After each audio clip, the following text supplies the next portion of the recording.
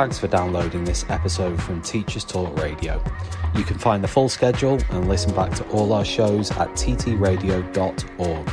This show is brought to you in partnership with John Catt Educational, leading publishers of books, directories, educational guides and magazines aimed at schools in the UK and beyond. Enjoy the podcast. Welcome to the Friday Late Show with Daisy and Elizabeth. I'm Elizabeth Wells, a school archivist and specialist in the history of education. I'm here with Daisy Christodoulou, Director of Education at No More Marking, a provider of online writing assessments. We both feel that by thinking about education in the past, we can help make sense of it in the present and future, and that's what we're trying to do with this podcast. Our topic this episode is working class autodidacts, those who couldn't access formal education and so taught themselves instead. The figure of the autodidact has long captured imagination, from Thomas Hardy's Jude the Obscure, a stonemason who dreams of life as an academic, to Lila Cerullo, whose abilities render her the true brilliant friend of Elena Ferrante's Neapolitan Quartet novels. But what of the real-life autodidacts?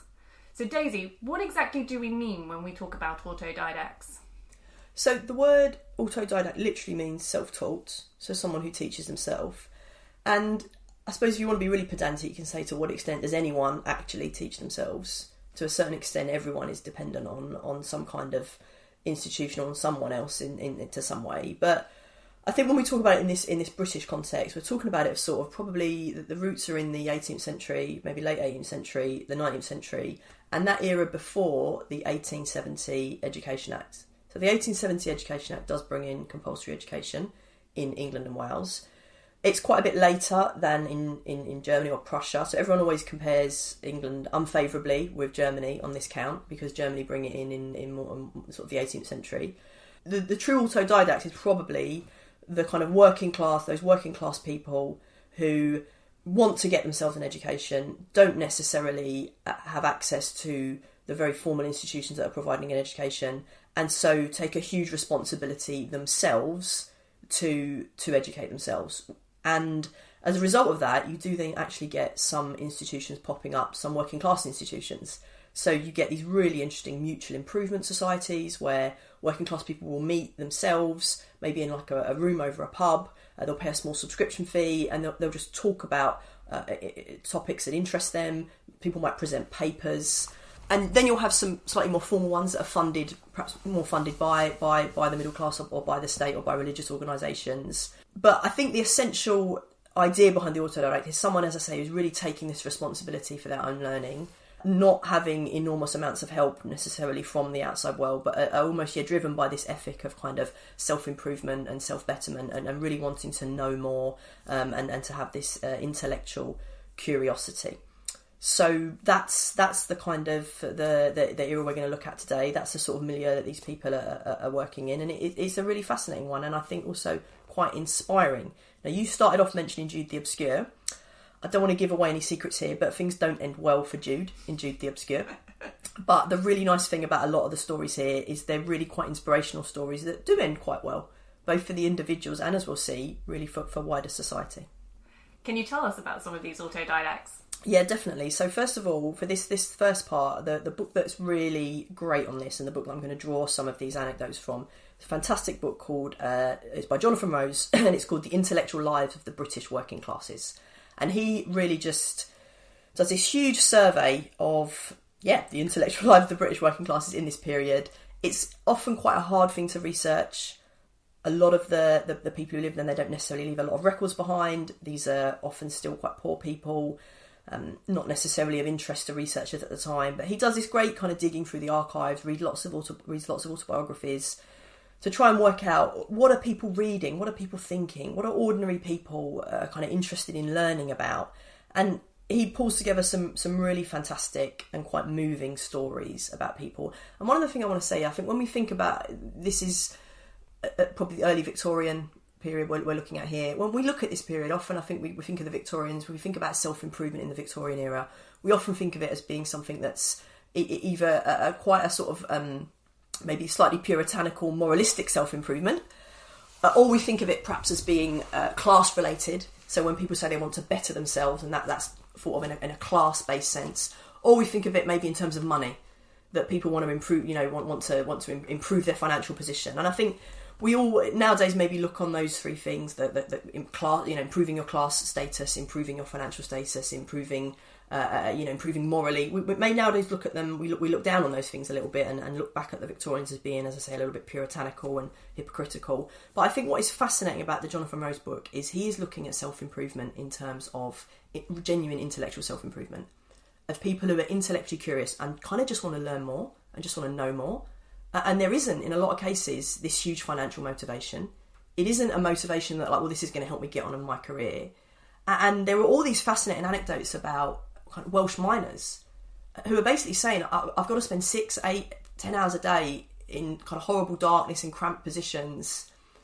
And they're always coming out of it and saying, I quite like some sweetness and light in the rest of my life. And I've used that phrase, there's sweetness and light, from Matthew Arnold, because Matthew Arnold said, we should be teaching students, and we should give them this induction into all that's best, that's known and fault, and induct them into sweetness and light. And people often look at Matthew Arnold as this middle class guy who's looking down maybe on working class people. But what is really interesting in this book, working class men and women really want this. That it's not something that's being imposed on them. Actually, in some ways, knowing about culture and knowing about books and knowing about music is being denied to them, and they are trying to seize it for themselves. That is the really fascinating thing about this era. So let's have a couple of anecdotes. I've put the context of that. So the first one, I've picked someone who grew up near where I grew up. This is Will Crooks. He grew up in East London, and he's got this great... He ends up in later life becoming only the 4th Labour MP. So he grows up in poverty, sort of a time of there's recessions. His family can't get jobs. He struggles with employment, and he remembers being a young boy, and he spends 2p buying a copy of a second-hand translation of the Iliad. And he reads it, and he says he was dazzled. And he says, what a revelation it was to me. Pictures of romance and beauty I had never dreamed of suddenly opened up before my eyes. I was transported from the East End to an enchanted land. It was a rare luxury for a working lad like me, just home from work, to find myself suddenly among the heroes and nymphs of ancient Greece. And Rose's book is full of anecdotes like that. And it kind of reminds you, I guess, of that line from Keats's poem On First Looking into Chapman's Homer, where he talks about just how dazzled he is by all of these stories. That this is how a lot of these people felt when they first read literature. So and some of the oldest literature, in the case of the Iliad, that it was just eye-opening and dazzling for them. That's one great story from Will Crooks. Some of the most fascinating stories are from Lancashire, where there's lots of weavers in Lancashire, and weavers could read at their looms. And lots of them did read at their looms. And they read enormous amounts. And there's one guy, another guy goes on to be a Labour MP, George Tomlinson. He goes on to be Minister of Education in Attlee's cabinet, post 45. And he would sit at his loom and he recalls reading Shakespeare, he recalls reading Hamlet. Sitting there while he was working. And as I say, I alluded to the Welsh miners earlier. There's a huge tradition of miners' libraries, and some of them get some element of state support. Some of them are supported by subscriptions from the miners. One of the great stories in this Jonathan Rose book is he talks about a boy called Joseph Keating, and he is a collier, and he's a collier who has one of the worst jobs, the toughest and worst paid jobs in the mine, which is basically shoveling out tons of refuse for £0.50 a day. So that's his job. But in the miners' libraries, he stumbles across Greek philosophy, and he stays up reading until 3 a.m. And it's not just him that he actually overhears things that his fellow miners are talking about, and some of those are talking about some of this literature as well. One of them he overhears quoting Alexander Pope, and his colleague, his workmate, says to him, "Me and Pope do agree very well." So there is this huge tradition of reading some of this literature, and just this feeling of people really wanting to access this knowledge, really wanting to read great literature, and as I say, wanting to do it not out of a sense that it's something that's going to help them get on in their career or get them a better job, but just that it's something that is just lovely to know. I think that's really inspirational, the idea of learning as an end to itself, and something that we've really begun to move away from in our modern society. There is this constant focus on the utility of education for upward social mobility, for capitalist development in our society, productivity and the like, rather than seeing these things really as just an end to themselves. I think one of the other things that's really nice about those stories that you've told are they're from the perspective of the people learning themselves.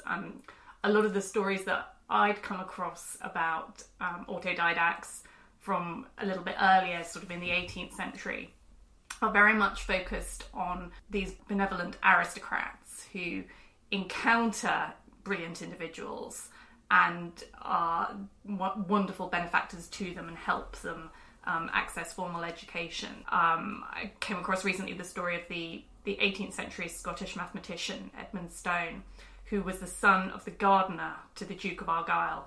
And one day the Duke of Argyll, he was wandering around his beautifully manicured lawns, and he sees this copy of Isaac Newton's great work, Principia, lying on the grass, and thinking that it's somehow become misplaced from his own library, he goes to pick it up when a young man comes and explains that the book's his own copy of Principia. And the Duke questions this teenager and realises that he's got quite a sophisticated understanding of the very complicated mathematics expressed by Newton. And he asks him, how on earth has he come to become so proficient? And this young man, the son of the gardener, replies, "Does one need to know anything more than the 24 letters in order to learn everything else that one wishes?" And the 18th and 19th centuries, they're full of these stories of aristocrats who happen across labourers who, having learned to read, have been able to teach themselves, at least until this generous benefactor steps in and helps them and provides them with access to formal education, sends them to a school or to a university. But for me, I think what really leaps out from those stories is just the value of access to cheap books or to libraries to enable that culture of self-education. Yeah, absolutely. And that's a huge theme throughout this era. That's a fascinating quotation there. Do you need anything more than the 24 letters then to be able to know everything? And that is a huge theme, the theme of literacy and the huge increase in literacy rates in this era. And what is fascinating is this happens before 1870. So literacy rates in England and Wales are increasing rapidly before the introduction of compulsory schooling. So again, it's happening because of, I think, just changing in the culture, this ethic of self-improvement. There are, as I say, some institutions. There's the religious schools, there's voluntary schools, there's the self-improvement societies, there's lots of sort of working men's institutions. So literacy is increasing even before you get to compulsory education. And then once people are literate, they want something to read. And so then you've got the thing of all the public libraries, the miners' libraries, ways of sort of sharing and sharing books amongst groups of people, and even cheap books that can be sold. So Jonathan Rose in his book has a whole section on the kind of books that are cheap at this time and the kinds that are more expensive. One of the arguments he makes is that the working class, these working class people often have quite conservative cultural tastes, and actually one of the reasons is older books are cheaper. So the books written by older authors are often easier to pick up, as Will Crookes did, picking up a copy of the Iliad for two pence. But actually some of the newer books are more expensive and actually are harder to access. So absolutely, once people are literate and once you've got some cheaper reading material out there that's available, it gives people access to all these kind of ideas and books and thoughts and opens up their minds in new ways. How does gender play into this? Is literacy increasing amongst women as well? Are they finding the time to sit down and read the Iliad, or are they having a hard day in the factory and then coming back and cooking dinner for the children and cleaning the house? Yeah, so it's a really good point, and it is true that I think a lot of these institutions they're quite male-dominated. A lot of them are sort of spring out of working men's institutes or industries that are very dominated by male labour. But I would still say that this is a part of the wider culture too, and women are part of that wider culture. The literacy rates are increasing amongst women as well. I would say perhaps the most famous example of a woman who kind of benefits, if you like, not necessarily from these institutions we're talking about, from this idea and this ethic of self-improvement, is a woman called Catherine McMullen. Now, a little bit later than some of the other people we've been looking at. She's born in 1906. She's born into a very poor family. She's daughter of a washerwoman who spent time in kind of the workhouses from the northeast. She has a incredibly sort of poor and difficult upbringing. She's actually illegitimate, and so she's all of the kind of stigma that attaches to that. She's working herself as a workhouse laundress. She's working in service, but she aspires to be a writer. She reads lots of magazines. She reads lots of books. She aspires to something more. And the most interesting part of this story is that the book she ends up reading, a lot of her later success, is the letters of Lord Chesterfield to his son. And the really odd thing about this is the letters of Lord Chesterfield to his son, letters written by a very aristocratic, quite snobbish man who is giving this private advice to his son that he never means to be published. And it's being read by this daughter, this illegitimate daughter of a washerwoman in the northeast, and she's finding it hugely inspirational. And she says, with Lord Chesterfield, I read my first mythology. I learned my first real history and geography. With Lord Chesterfield, I went travelling the world. I would fall asleep reading the letters and awake around 3 o'clock in the morning, my mind deep in the fascination of this new world. So she's hugely inspired by this. It's interesting because it's a very didactic text. Yeah. He is setting out to educate his son and setting out a really clear pathway for his son to learn and become a gentleman. Absolutely. I think the other really interesting thing about this, and the interesting thing about, I guess, literature in general, is you never know how a reader's going to pick it up and take it. And the enormously long shelf life of some of these books, again, Will Crookes in 19th century Poplar picking up the Iliad, that is in itself is astonishing, especially when you think of popular culture now and the way that things have a shelf life of a couple of months.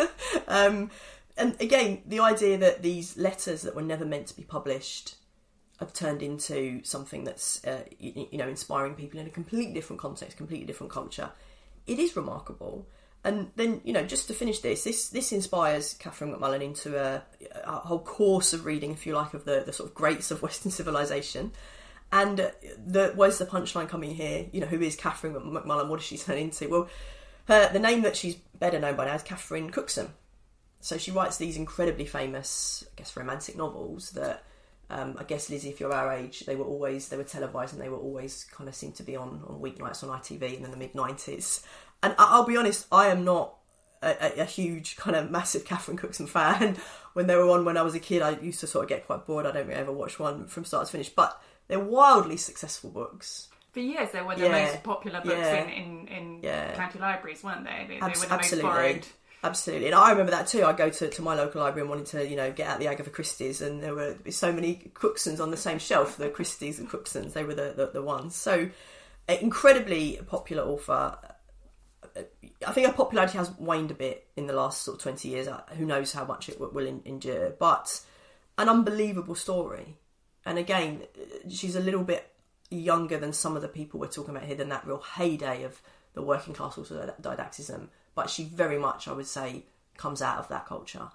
And it's an incredible story. And again, I think, as with all of these, quite inspiring stories. These have all been really amazing people to learn about, but I know you've been holding back. I know you've got a couple more that you've been saving up. So let's just cut to a break now, and then when we come back, you can tell me about the two most impressive autodidacts you've come across. This show is brought to you in partnership with John Catt Educational, a leading publisher of books, directories, educational guides and magazines specifically aimed at forward-thinking schools in the UK and beyond. Have you checked out their latest releases? Don't miss out! Visit johncattbookshop.com to explore their full range of titles and advance your own professional development today. Happy reading! Okay, Daisy, who have you got for us? In this first half, the first half that's just gone, we were looking at, I guess, some more ordinary people. Just ordinary people who wanted to learn more. And then we looked at Catherine Cookson, who then went on to be rather extraordinary in terms of her publication history. But the two people I want to look at now are two people I think are kind of have world historical importance almost.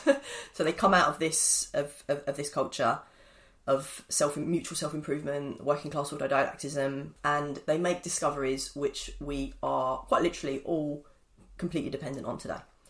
And they are two men, Michael Faraday and George Boole, and I'm going to hope I pronounce that correctly. I'm going to spell it just so you get an idea of it in your head. It's Boole. So Michael Faraday and George Boole. So let's look at both of them. So Michael Faraday, I am a huge Faraday fan. And a couple of reasons for that. When I was growing up, he was on the £20 note. So he was on the £20 note in the 1990s. And obviously he's makes all these kind of discoveries to do with electricity. And when I was growing up, my dad was an electrician. So my dad would always point him out on the £20 note. You know, this guy's like the father of electricity. So I was always kind of impressed by him. When you learn more about him, he's even more impressive. He's born in South London. I now live in South London.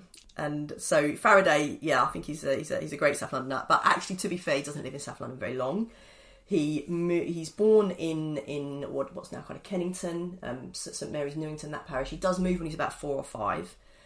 But really interesting little factoid about Faraday. He is born in this parish of St Mary's Newington, which is near modern day sort of Kennington, just kind of off the Elephant and Castle roundabout. He's born there in September 1791. And just a couple of months later, in the same parish, another really important pioneering scientist is born, Charles Babbage. So Charles Babbage is really influential in terms of the early development of the computer, develops the analytic engine. Charles Babbage is actually from a more privileged family than Faraday. It's kind of a bit like nowadays, I guess, that you have lots of different social classes all living cheek by jowl in London. That's the true then. So Babbage is from a more privileged family, but is born in the same parish as Faraday 2 months later. And I always think with Charles Babbage, you invent the computer and you're not even the most successful, most famous, most significant scientist born in your parish in that year.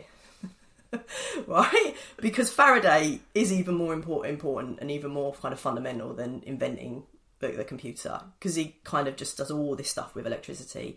It's incredibly profound. He's a really big deal. Albert Einstein kept a picture of Faraday on his study wall. He's got a tremendous number of inventions and breakthroughs and things named after him. You know, you look at the list of it, if you look at it on Wikipedia, and hugely kind of respected by his peers. But what is remarkable about him is he has so little formal schooling, so little formal education. So he has this really quite basic primary education where it really very much is just reading, writing and arithmetic, a couple of years of that. He's apprenticed at the age of 14 to a bookbinder. And because he's apprenticed to a bookbinder, again, it comes back to the point you made earlier, Lizzie, that you have access to reading material. So he can read, and he's got access to an enormous amount of reading material. And he will sometimes say if there's a book that's sent into the bookbinder that he really likes the look of, he'll ask if he can keep it and copy it before giving it back. And a lot of his the customers, they're okay with that. So he even starts to sort of build up a little library of himself. One of the books that really influenced him is a real key text in this era. It's a Methodist, a dissenting minister, Isaac Watts, who I think nowadays we'd know better for his hymns. He wrote a lot of hymns, but he also wrote a kind of early self-improvement text, and it's a real mix of sort of productivity advice and also how to think scientifically. And it's a really interesting book, and it influences a lot of people. And Faraday is very influenced by that, both in terms of what it means for making the most of his time and in terms of how to think scientifically and how to think about scientific problems. And he goes along to lots of meetings of the City Philosophical Society. He goes along to lectures by Humphrey Davy. This is where he gets his kind of big break. He goes along to all these lectures by Humphrey Davy, and he makes incredibly beautiful notes. He writes them all out, these notes and the implications of it, and then he binds them up because he's a bookbinder, and he sends them off to Davy.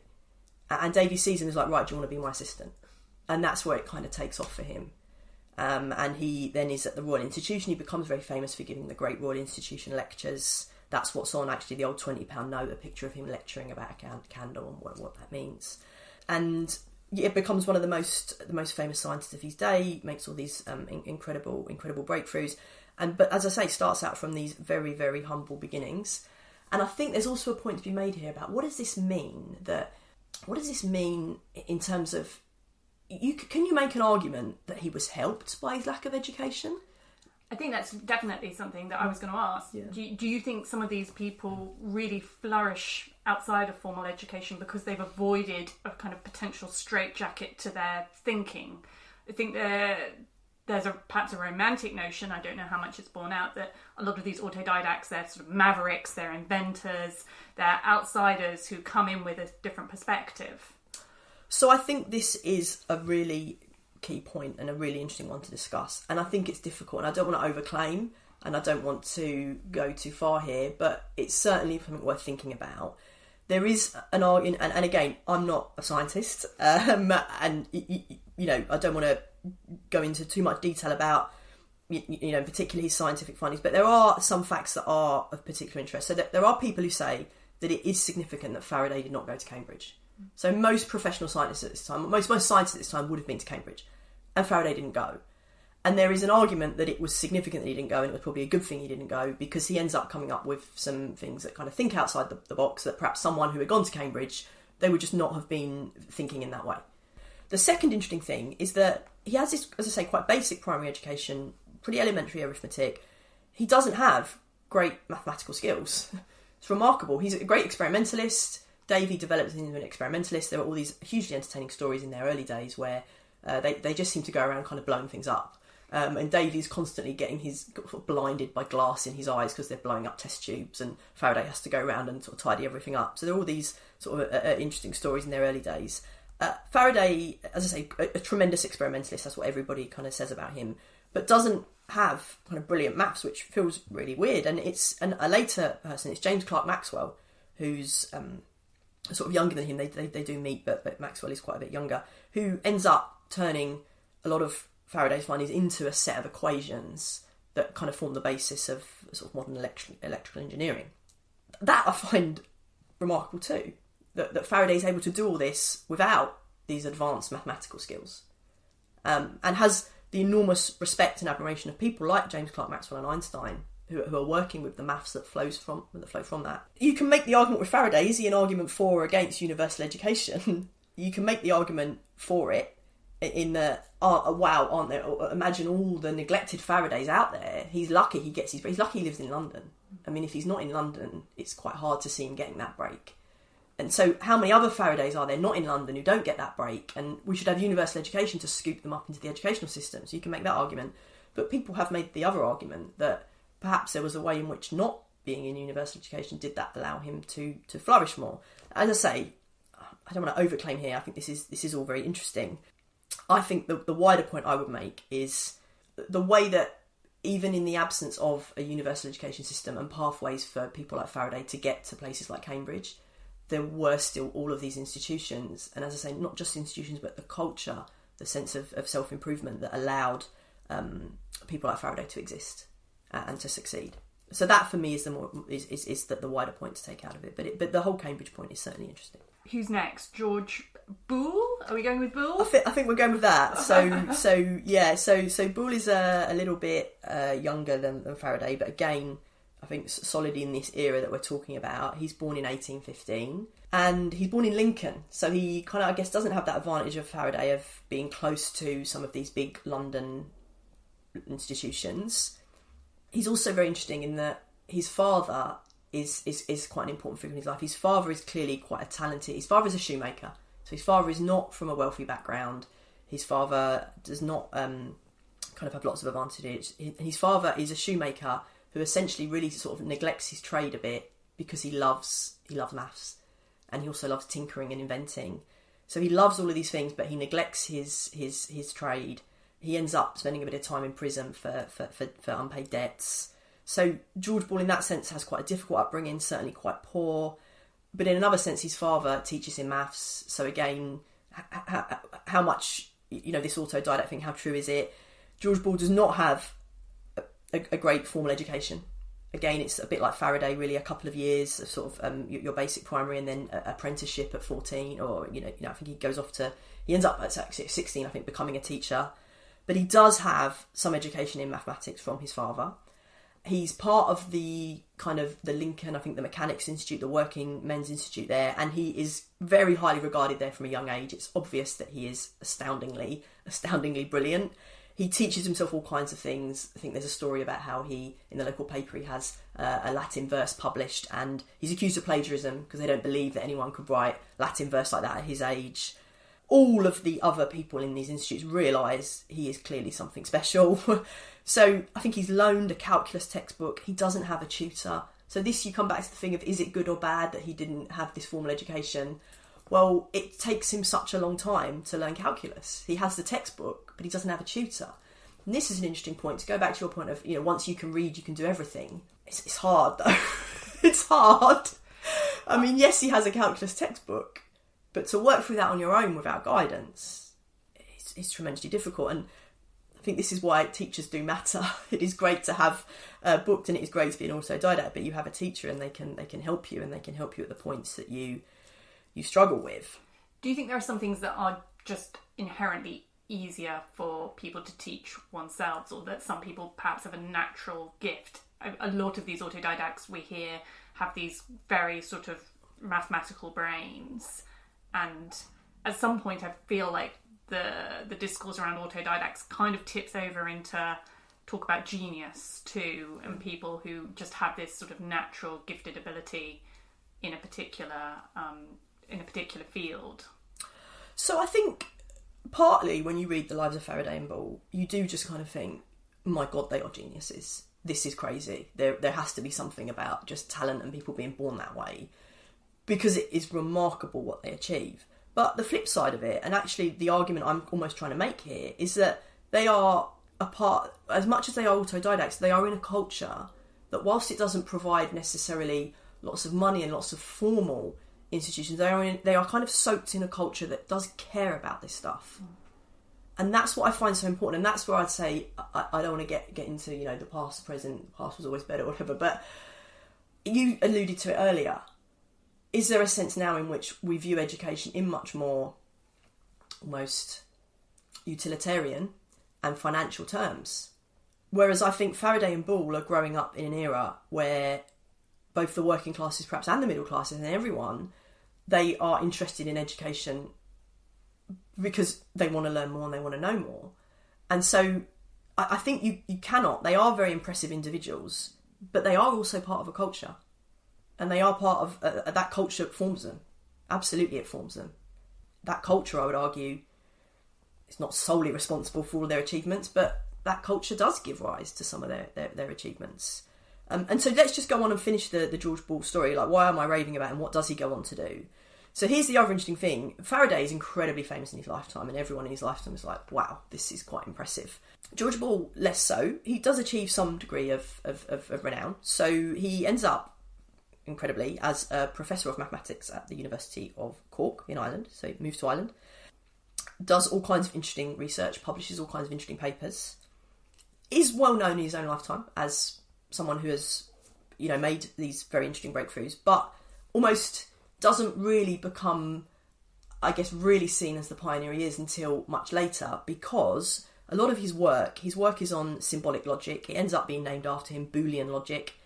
And the logic he develops underpins a lot of the modern information age.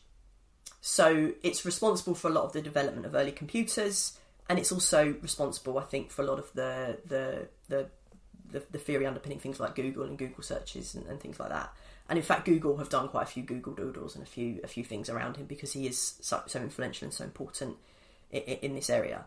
So I said Faraday. Every time you put a light switch on, you can think of Faraday. Every time you're doing a Google search or you fire up your computer, that's Faraday and Ball. that's kind of over them. So obviously there's lots of other scientists who matter. I'm not saying it's just them, but his logic is tremendously important in the development of this. So again, a remarkable story that someone who is born into quite a lot of poverty, not into a real big city like Faraday, into a smaller town that is a way away from the kind of the big centres of intellectual life in London, and makes these incredible breakthroughs that are still enormously influential today.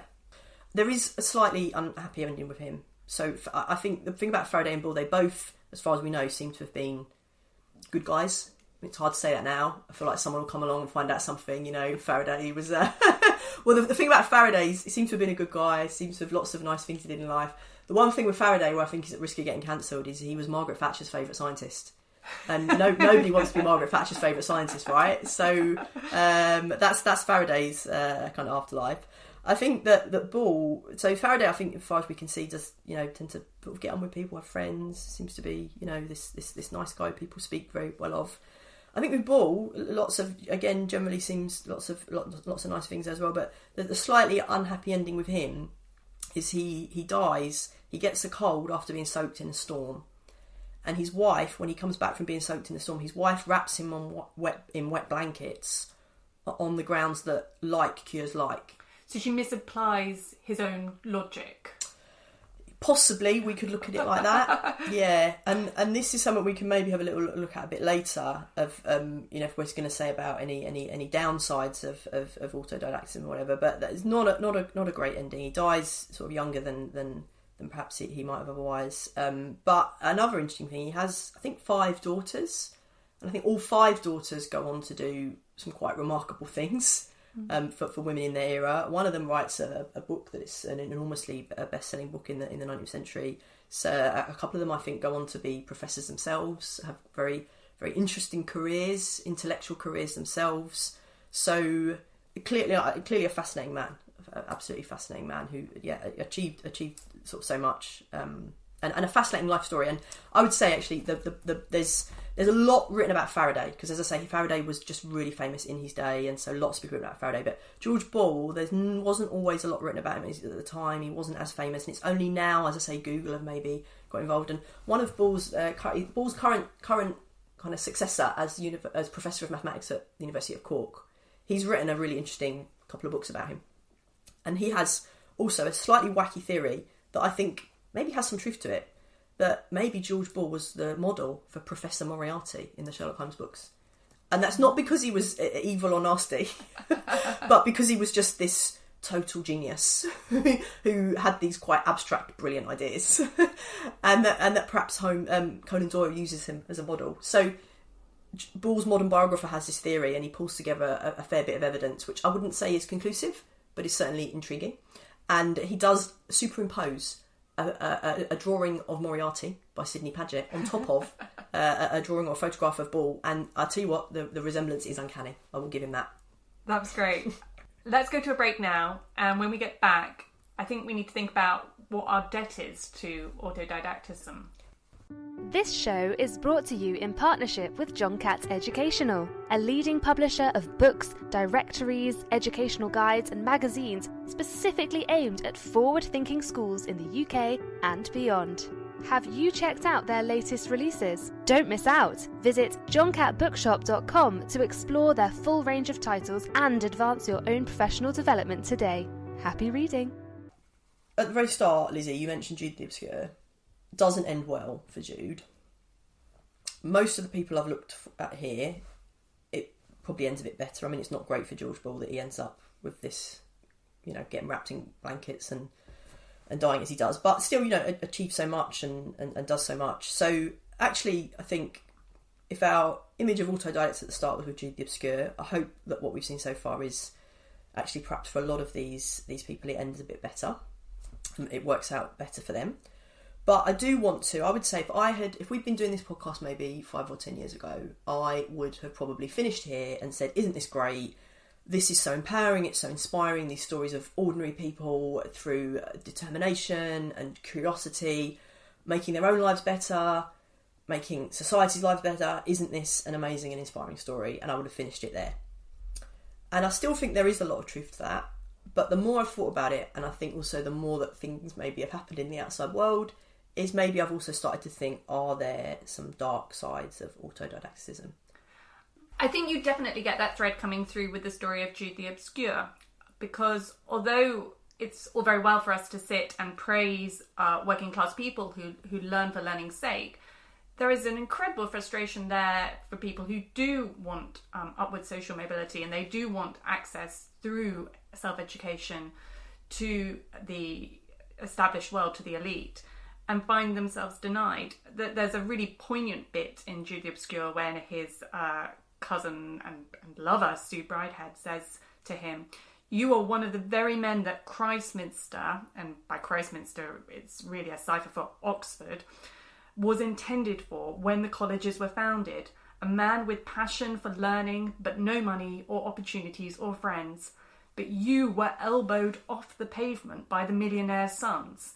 And I think it loops back to the conversation we were having last time about public schools and the intent of some of these formal educational institutions to provide for the poorer people in society effectively being squeezed out by this point, by the time we get into the 18th and the 19th century. I think that's very true, and very much loops back to what we were saying last week. So you have all these institutions, educational institutions that are set up for people like Jude, Faraday, George Ball's father. So we're talking about the things ending well. Actually, probably the saddest story in all of this I've talked about, we haven't dwelt on him that much, is George Ball's father. He is this inventor, he loves mathematics, he really wants to learn, and he doesn't have that opportunity, and he ends up in debtor's prison, and things don't go so well with him. And so, yes, you're right, it's easy to focus on the successes, on the people who do improve their lives in this way, but let's not forget that the downside of this, which is people who had this enormous thirst for knowledge that they were never really adequately able to fulfil. And that is sad, and there's a lot of that there too. So it's important not to forget that. But actually, in terms of the kind of dark side of autodidacticism, what I want to talk about now, and this may be a little bit controversial, but is there a point at which autodidacticism shades into antinomianism? So what do I mean by antinomianism? I was going to ask you that, Daisy. It's quite a word. Yes. So it's basically, it's a religious word. That's its origins. The Greek meaning is literally against the law, antinomos, and it's generally its origins. It's a religious term that basically people in the established church or whatever are using to have a go at sectarians, if you like, and they're saying you are against the law, you're kind of against the Ten Commandments, you just think you can make up all the rules as you go along, you don't understand, you need to have rules, you need to follow the Ten Commandments. And they're kind of using that and throwing all that kind of abuse at some of these different, smaller religious groups that kind of spring up in the 17th century. So its origins are as a religious term, but I think it's now taken on a secular meaning. And Orwell actually in his works I think uses it quite a bit, and the secular meaning of it would be someone who is just, I guess, thinks the rules don't apply to them. Mm-hmm. So these mavericks, disruptors, right. If anybody's been to see Glass Onion recently, yep. The kind of Elon Musks of this world, maybe. Yeah. So, and I think Elon Musk is maybe a good example there, because he would be someone who probably divides opinion, and to what extent is thinking you're outside the law. In some way you can say, well, you're a great disruptor, and you look at all these established institutions and you see them as something to disrupt and come up with something better. To what extent is it someone who looks at the established institutions and destroys them, and then everything ends up being a lot worse? And I also think that what about this phrase that I think has become quite common in the last few years of people who say, well, I did my own research. Now that's actually a classic autodidact line. That's what autodidacts are doing. They're doing their own research. But I think we've seen that probably being used in a slightly more problematic way in the last few years. Mm-hmm. So in some ways you've got these really inspiring stories of autodidacts who make their own lives better and then make these great scientific breakthroughs that improve all our lives, and there's no downside to that. But in some ways, does this idea that you can make it on your own, you can do your own research, you can educate yourself, and, does that sometimes mean you stray out of the established tram lines in a way that is not good? So these things are not easy. Another thing I'd throw into the mix here is this phrase, knowledge is power. I love that line. It's influenced me a lot in my own career. It's something that I think a lot of all the people we've talked about would absolutely agree with, that the more you know, the more power you have. And that's one of the great things about education, that it gives people knowledge, it gives them power, the more you understand about the world. But I think even that is something what I feel less certain about than I did 5 or 10 years ago. You'd rather be a happy idiot than a miserable genius. It's not that actually. It isn't that, because I think a lot of the people in this book a lot of the people I've talked about, they do end up happy. So knowing stuff does make them happier. No, it's more than that. It's that there's a lot of interesting research coming out now that the more you know about a topic, actually the more polarisation there is. So they've done these really interesting surveys on climate change, where they show that climate change deniers and climate change believers, if you like, they both have very high levels of scientific knowledge. And you think, well, how can that be that people who have high scientific levels of knowledge are disagreeing that much? And there's this kind of sort of growing theory that the more people know about something, the more actually it just ends up reinforcing their prejudices, and they take that knowledge to reinforce what they thought already. So this idea, I was, you know, when these people first started talking about fake news and you know, what do we do about misinformation? My initial response was always, well, you know, education, knowledge is power, and we need to educate and we have the truth. And actually, when you look at some of this research, you start to think, really? And then you look at perhaps some conspiracy theories too. So I watched a really good Netflix documentary the other day where there was a guy there who had done his own research on the Earth being flat. And he was a bit of an autodidact. He'd really gone off and educated himself. He'd educated himself that I think most people in the world are going to say he's gone down the wrong route here. But he had libraries, he's got books on his shelves and he reads them all, and he's got arguments and he's got models. And what is really interesting is that, you know, he's constructed all these arguments. He's used knowledge to construct all these arguments. And so you look at something like that and you think, is knowledge power? Now, I still think it is, but I just think it's more complicated than I would have said 5 or 10 years ago. And I still think autodidacticism and that culture and that spirit is really good, but it is maybe a little bit more complicated. I'm going to trigger you by saying, do you need skills to temper that knowledge? So I think that I haven't changed my mind at all on my belief that skills are just collections of a really well remembered and well organised knowledge. So I definitely haven't changed my mind on that. I think we do have to, there is a wider point that probably can't be solved by education alone, which is probably more to do with what we think, the right place for authority and independent thought and the balance between those. And that they are in a complex relationship, and getting the balance between them right is not straightforward. You can obviously see things go wrong if you kind of have too much authority and too much pressing down and saying things must be thought about in a certain way, that does restrict individual thought and freedom and innovation.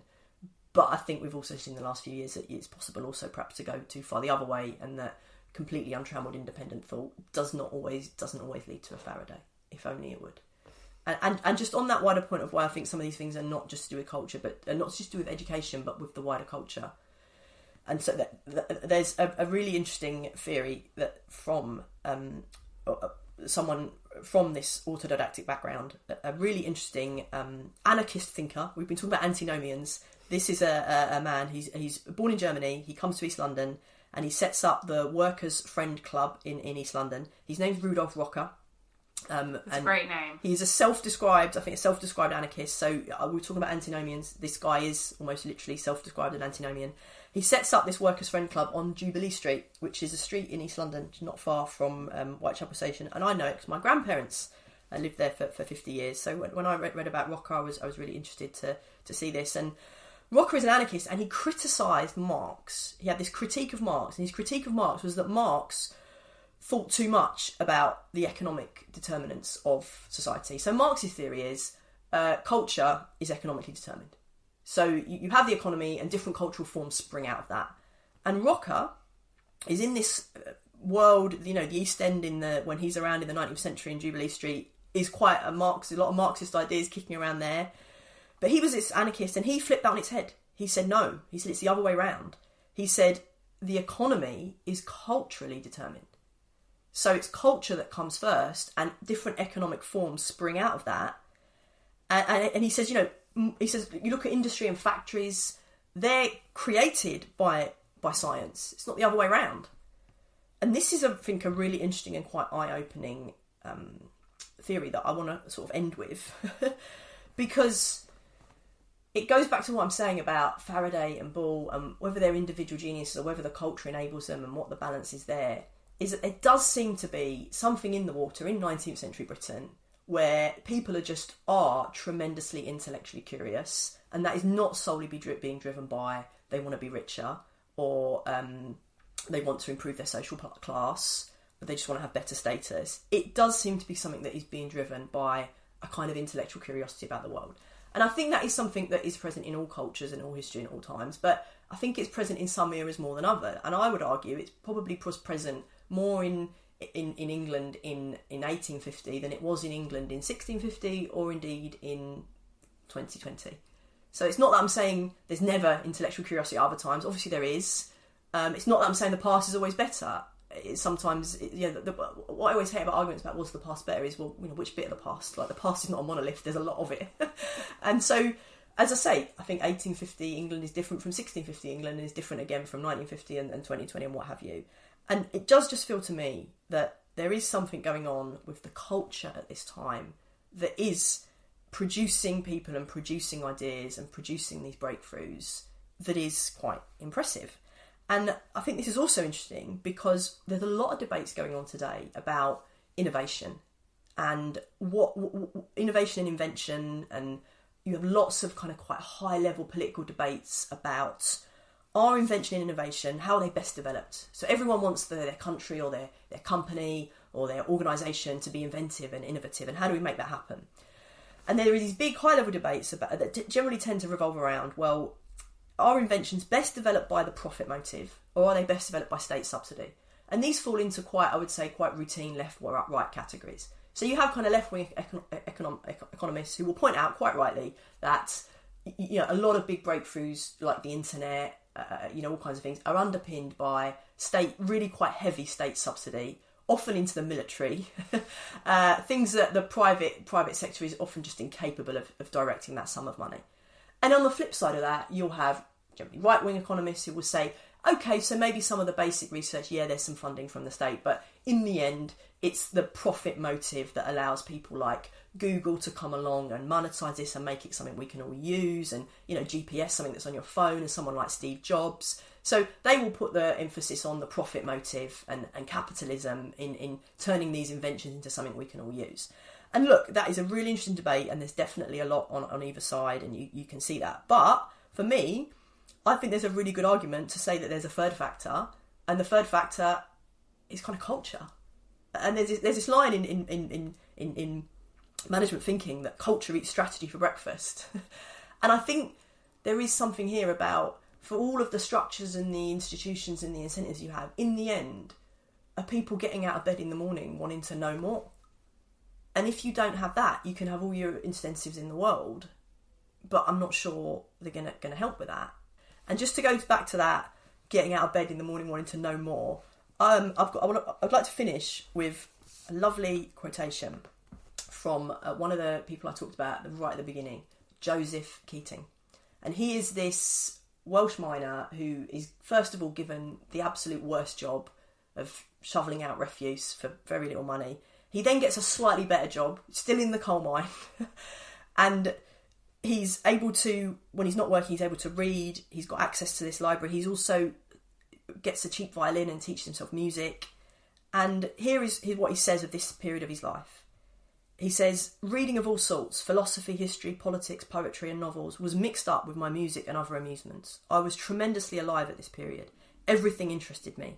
Every hour, every minute was crammed with my activities in one direction or another. New mysterious emotions and passions seemed to be breaking out like little flames from all parts of my body. As soon as the morning sunlight touched my bedroom window, I woke. I did not rise, I leapt up. I flung the bedclothes away from me. They seemed to be burning my flesh. A glorious feeling within me as I got out of bed made me sing. My singing was never in tune, but my impulse of joy had to express itself. That's really lovely. That's beautiful.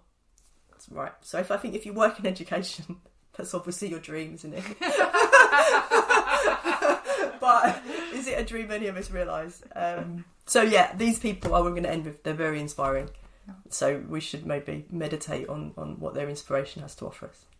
One of the threads which came through this episode was the power of new technology to enable autodidacts from the printing press right through to the internet. What we'd like to do in our next episode is to discuss educational innovation. We'll be taking the long view, looking at some of the new ideas and technological developments which have been applied to education with mixed success over the ages. We hope you've enjoyed this episode. Tune in next time. You've been listening to Teachers Talk Radio. Tune in live and listen back at ttradio.org. We look forward to hearing from you next time on Teachers Talk Radio.